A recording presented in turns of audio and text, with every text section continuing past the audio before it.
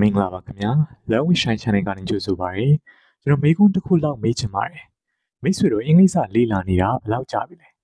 9နှစ်လား10နှစ်လား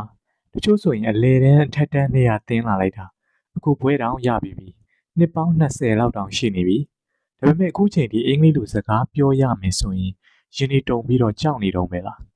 နိုင်ငံခြားသားတယောက်ကကိုယ့်ကိုစကားလာပြောရင်သူဘာပြောလဲဆိုတာကိုနားမလည်ပဲဖြစ်နေတော့မယ်လားအဆိုးဆုံးကတော့ဗျာကိုကစာလေးတော်တော်လေ့လာထားတယ် grammar တွေလည်းသိတယ်စလုံးတွေလည်းအများကြီးကြက်ထားတယ်ဒါပေမဲ့တကယ်တမ်းစကားပြောရတော့မယ်ဆိုရင်ပါဇက်ကစကားလုံးတွေကထွက်မလာဘူးစကားပြောတာအရန်နှေးပြီးတော့ထစ်နေတယ်လို့ခံစားရလားတကယ်လို့မိတ်ဆွေကဟုတ်တယ်အဲ့လိုဖြစ်နေတာဆိုရင်တော့ကျွန်တော်ပြောနိုင်ပါတယ်မိတ်ဆွေတယောက်တည်းဖြစ်နေတာမဟုတ်ပါဘူးအပေါ်မှာရှိတဲ့ English learner အများစုကဒီပြဿနာကိုခံစားနေရတာပါသူတို့တွေကစိတ်ဖိစီးနေကြတယ်စိတ်ပြတ်နေကြတယ်တချို့ဆိုရင်ငါတော့ဘယ်တော့မှအင်္ဂလိပ်လိုပြောတတ်မှာမဟုတ်တော့ဘူးဆိုပြီးတော့မျှော်လင့်ချက်တောင်မဲ့နေကြတယ်ဒါပေမဲ့ဒီနေ့မှာကျွန်တော်သတင်းကောက်တစ်ခုပြောပြချင်ပါတယ်အဲ့ဒါကတော့မိတ်ဆွေတို့အင်္ဂလိပ်စာမရတာဟာမိတ်ဆွေတို့ညံ့လို့မဟုတ်ပါဘူးမိတ်ဆွေတို့သင်ကြားရတဲ့နည်းစနစ်တွေမှားနေလို့ပဲဖြစ်ပါတယ်ဒီနေ့မှာတော့ကမ္ဘာကျော်အင်္ဂလိပ်စာဆရာ AJ ဟုတ်ရဲ့ Afflet English စာအုပ်ထဲက Chapter 1ဖြစ်တဲ့ A Better Way to Learn English အကြောင်းကိုအသေးစိတ်ဆွေးနွေးသွားမှာဖြစ်ပါတယ်။ AJ ဟုတ်ရဲ့ကျောင်းဆရာဘဝအစပိုင်းတုန်းကအဖြစ်အပျက်လေးတစ်ခုကိုပြောပြချင်ပါတယ်။လွန်ခဲ့တဲ့15နှစ်လောက်ကပေါ့။ AJ ဟာ Venezuela နိုင်ငံကကျောင်းသူတစ်ယောက်ကိုစာသင်ပေးခဲ့ပူပါတယ်။သူ့နာမည်က Glex တဲ့ဒီ Glex ဆိုတဲ့ကျောင်းသူဟာလေတကယ့်ကိုစံပြကျောင်းသူဗျ။ဆရာတိုင်းချစ်မဲ့ကျောင်းသူမျိုးအတန်းဆိုဘယ်တော့မှမပြတ်ဘူးအမြဲတမ်းရှေ့ဆုံးခုံအလေတက်တယ်မှာထိုင်နေဆရာပြောသမျှကိုမျက်လုံးလေးတောက်ထောက်ပြီးတော့နားထောင်နေမှတ်စုစာအုပ်ထဲမှာအကုန်လိုက်ရေးတယ်ဒါတွေမကသေးဘူးနော်အိမ်ပြန်ရောက်ရင်လေသူကအရန်ကြိုးစားတယ်နေ့တိုင်း English textbook တွေကို4နာရီလောက်ဖတ်တယ် vocabulary အသစ်တွေကိုတစ်နေ့အလုံး90လောက်ကျက်တယ်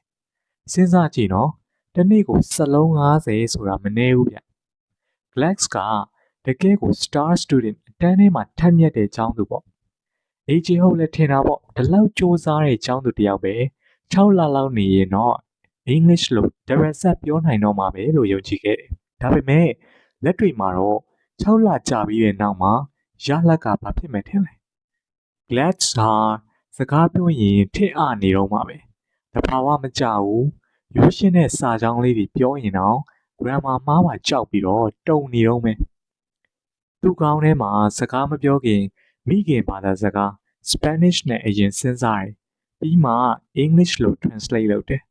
ပြီးမှပြောတယ်ဒီတော့စကားပြောရတာသူ့အတွက်အရန်ကိုပင်ပန်းဆင်းရဲစရာအတွေ့အကြုံကြီးဖြစ်နေတာပေါ့ Glasgow သူ့ရဲ့ဆရာဖြစ်တဲ့ AJ ရောအရန်စိတ်ပြတ်သွားကြတယ် AJ ကကိုပြန်မေးတယ်ငါသင်ပေးတာဘာမှားနေလို့လဲငါကချောင်းကသတ်မှတ်ထားတဲ့ textbook တွေ grammar သင်ရိုးတွေအတိုင်းတိတိကျကျသင်ပေးနေတာပဲလေဘာလို့ဒီချောင်းသူကမတိုးတက်တာလဲတကယ်တမ်းကျတော့ Glass တယောက်တည်းမဟုတ်ဘူးဗျကျန်တဲ့ကျောင်းသားတွေကလည်းအတူတူပဲနှစ်ပေါင်းများစွာလေ့လာနေပေမဲ့ဘသူမှကောင်းကောင်းမပြောနိုင်ကြဘူးအဲ့ဒီနောက်ပိုင်း AJ ဟုတ်ဟာဂျပန်နိုင်ငံကိုသွားပြီးတော့အင်္ဂလိပ်စာသင်ပေးခဲ့ပြန်တယ်အဲ့ဒီမှာသူမြင်ခဲ့ရတာကပိုဆိုးတယ်သူ့ရဲ့ပထမဆုံးစာသင်ရက်မှာပေါ့ AJ ကလက်ထောက်ဆရာအနေနဲ့ဂျပန်ဆရာမကြီးတယောက်ရဲ့တန်းထဲမှာသွားထိုင်ရတယ်။ကျောင်းသားလေးတွေက AJ ကိုမြင်တော့နိုင်ငံသားဆိုတော့စိတ်ဝင်တစားနဲ့ကြည့်ကြတာပေါ့။စာသင်ချိန်စပြီဆိုတာနဲ့ဆရာမကြီးကအင်္ဂလိပ်စာကြောင်းတစ်ကြောင်းကိုသင်မုန်းပေါ်မှာရေးလိုက်တယ်။စာကြောင်းကရိုးရိုးလေးပါ The little girl goes to school ကောင်မလေးကျောင်းသွားတယ်။ဆိုတော့ပြီးတာနဲ့အဲ့ဒီစာကြောင်းလေးတစ်ကြောင်းကို grammar တွေခွဲခြမ်းစိတ်ဖြာပြီးတော့ဂျပန်လိုတွေရှင်းပြတာတစ်နာရီလောက်ကြာသွားတယ်ဗျဆရာမကြီးကစာကြောင်းထဲက goes ဆိုတဲ့စလုံးကိုဝိုင်းပြတယ်ပြီးရင် girl ဆိုတဲ့စလုံးစီကိုမြင်းဆွဲပြတယ်ပြီးရင် grammar စီးမြင်းတွေကိုဂျပန်လိုတွေ direct ဆက်ပြောတော့တာပဲကျောင်းသားတွေကလည်းလိုက်တာရေးနေကြတာစိတ်ဝင်စားမှုတွေပျောက်ပြီးတော့ပြင်းပြီးတော့အိမ်ငိုက်ကုန်ကြအောင်တစ်ချိန်လုံး grammar rules တွေပဲသင်နေတော့ကျောင်းသားတွေကအင်္ဂလိပ်စကားကိုနားထောင်ခွင့်လည်းမရပြောခွင့်လည်းမရဘူး တနားရီလုံးနေမှာ English လို့ကြားရတာကစောက The Little Girl Goes to School ဆိုတဲ့စာကြောင်းတစ်ကြောင်းပဲရှိတယ်။90%သောအချိန်တွေကသူတို့နားထောင်နေရတာဂျပန်စကားတွေပဲဖြစ်နေတယ်။ဒီတော့သူတို့ဘယ်လိုလုပ်အင်္ဂလိပ်လိုပြောတတ်မှာလဲ။ AJO သဘောပေါက်လိုက်တာက traditional method တမယိုးကျသင်ကြားနည်းရာပျက်စီးနေပြီဆိုတာပါပဲ။ကျောင်းသားတွေရဲ့ learning လေ့လာခြင်းစိတ်ကိုကျောင်းတွေကတက်ပြစ်နေတယ်လို့ဖြစ်နေတယ်။ပြီးတော့ AJ ဟုတ်ကအပြေရှာဖို့စူးစမ်းတော့တယ်။ research တွေလုပ်တယ်။အဲ့ဒီမှာသူရှာတွေ့ခဲ့တာအကောင်းဆုံး English ပြောတတ်တဲ့သူတွေကကျောင်းစာတော်တဲ့သူတွေမဟုတ်ကြဘူးဗျ။သူတို့ဟာအင်္ဂလိပ်စာကိုကျောင်းပြင်ပမှာတဘာဝကြကြလေ့လာတဲ့သူတွေဖြစ်နေကြတယ်။သူတို့က textbook တွေကိုမသုံးဘူး။ grammar တွေကိုအလွတ်မကျက်ဘူး။ဒီနေရာမှာမိတ်ဆွေတို့ကိုမေးစရာရှိတယ်။ effortless English ဆိုတာဘာလဲ။ effortless ဆိုတာကိုဘာသာပြန်ရင်အားစိုက်ထုတ်စရာမလိုတော့လို့အဓိပ္ပာယ်ရတယ်။ဒါပေမဲ့ဒါကပြင်းတာမကြိုးစားတာ lazy English ကိုပြောတာမဟုတ်ဘူးနော်။အားကစားသမားတွေပကြီးစရာတွေမှာ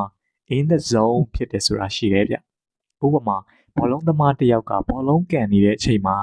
အရန်ကောင်းနေတဲ့အခိုက်အတန့်ပေါ့။အဲ့ဒီအချိန်မှာ तू ကငါခြေထောက်ကိုဒီဂရီဘယ်လောက်မြောက်ရမယ်လေတိုက်နှုန်းကဘယ်လောက်ရှိတယ်ဆိုပြီးတွက်ချက်မနေပါဘူး။သူ့စိတ်ကအလိုလို flow ဖြစ်ပြီးကန်သွားတာလေ။အပြင်ကကြည့်ရင်လွယ်လွယ်လေးလှုပ်သွားတယ်လို့ပဲ။အဲ့ဒါကို effortless လို့ခေါ်တာပါ။အင်္ဂလိပ်စကားပြောတဲ့အခါမှာလေကျွန်တော်တို့လူကျင်တာအဲ့ဒီအစစ်ပဲ။ငါ grammar မှန်ရဲ့လားလို့စိုးရိမ်မနေရဘူး။မြန်မာလိုကနေ English လိုကောင်းထဲမှာဘာသာပြန်မနေရဘူး။စကားလုံးတွေကပါဇက်ကနေအလိုလိုစီးဆင်းပြီးထွက်လာတာမျိုးအဲ့ဒါကိုမှ effortless speaking လို့ခေါ်တာ။မိကုန်းချုပ်အနေနဲ့ပြောရရင်မိတ်ဆွေအနေနဲ့ English လို့ပြောရမှာကြောက်နေတယ်ရှက်နေတယ်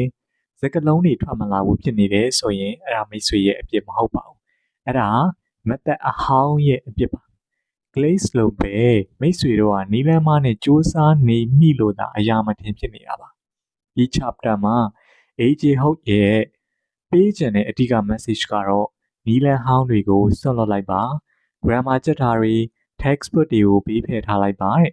အဲ့ဒီအစားစိတ်လှုပ်ရှားစရာကောင်းပြီးတော့တဘာဝကျတဲ့နီလန်းသစ်တွေနဲ့လေ့လာဖို့အချိန်တန်ပါပြီဒါဆိုဘယ်လိုလေ့လာရမလဲလို့မေးစရာရှိပါတယ် AJ ဟုတ်ရဲ့ 7 rules of effortless English စီးမြင်9ချက်ရှိပါတယ်ပြီးတော့ psychology စိတ်ပညာပိုင်းဆိုင်ရာလေ့ကျင့်ခန်းတွေရှိပါတယ်ဒါတွေကိုနောက်ထပ်ဗီဒီယိုတွေမှာကျွန်တော်တို့တပိုင်းချင်းစီရဲ့သိစိတ်ဆွေးနွေးသွားမှာဖြစ်ပါတယ်အထူးသဖြင့်နောက် chapter 2မှာတော့ကျောင်းတွေကဘာလို့ကျွန်တော်တို့ကိုမှားယွင်းတဲ့နည်းလမ်းတွေနဲ့သင်နေကြတာလဲဆိုတဲ့လှုပ်ဝက်ချက်ကိုဖော်ထုတ်သွားမှာပါဒါကြောင့်ဒီဗီဒီယိုလေးကအကျိုးရှိတယ်ဆိုရင် like and subscribe ပေးခဲ့ပြီးတော့မိတ်ဆွေတွေပါသိရအောင် sharing လေးလည်းလုပ်ပြီးသွားနိုင်ပါတယ် channel ကို subscribe မလုပ်ရသေးရင်လည်းအခုပဲနှိပ်ထားလိုက်တော့နော်အင်္ဂလိပ်စာကိုစိတ်ဖိစီးမှုမရှိပဲ glaze လို့လေ့လာရမှာအခက်ခဲမတွေ့ပဲပျော်ရွှင်ရွှင်လေ့လာနိုင်ကြပါစေဗျာကျေးဇူးတင်ပါတယ် Thank you for watching my video